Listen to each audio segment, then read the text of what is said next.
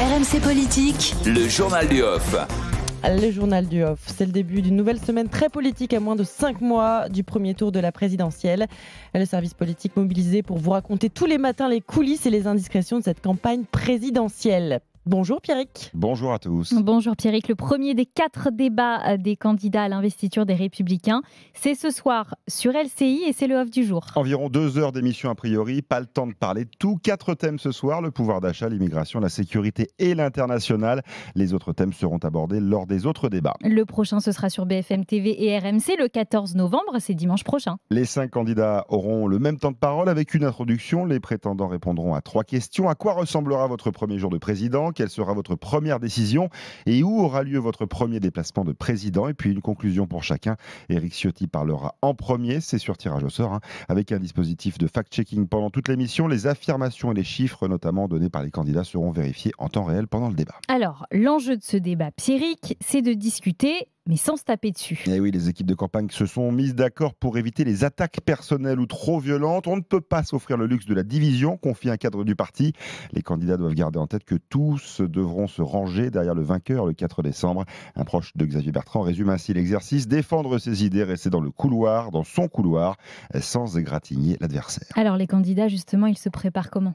Eh bien, ils bûchent ces derniers jours sur des notes, des fiches thématiques préparées par leurs équipes respectives. Il faut être incollable sur ses propres propositions, mais aussi pouvoir critiquer celles des autres, explique-t-on dans l'entourage de Valérie Pécresse. Philippe Juvin passera la journée avec son cercle rapproché. Aujourd'hui, au programme, exercice de prise de parole et mise en situation. Les agendas des 5 candidats sont d'ailleurs vides ou quasiment vides aujourd'hui. Pas de média training en revanche pour Michel Barnier. Il doit rester naturel et de toute façon, il n'en a pas besoin, vend son entourage. Et puis chacun a son petit truc pour décompresser. Éric Ciotti a fait de la randonnée hier. Pour se détendre, Xavier Bertrand chausse dès qu'il peut les crampons. Valérie Pécresse, c'est plutôt yoga. Quant à Michel Barnier, il nous fait savoir qu'il a passé le week-end en famille en Sologne.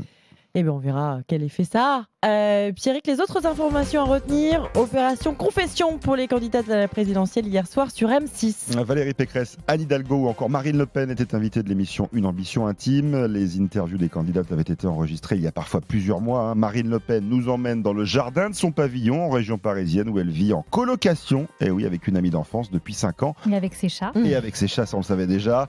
On apprend que Valérie Pécresse, qui a une véritable passion pour le fromage, savait lire dès l'âge de 4 ans. Anne Hidalgo a une admiration réciproque pour Nicolas Sarkozy, l'ancien président, qui confie dans ce documentaire qu'il trouve la maire de Paris calme et résistante. Valérie Pécresse est-elle qualifiée par l'ancien président de sérieuse et solide? Les bons points sont pour tout le monde.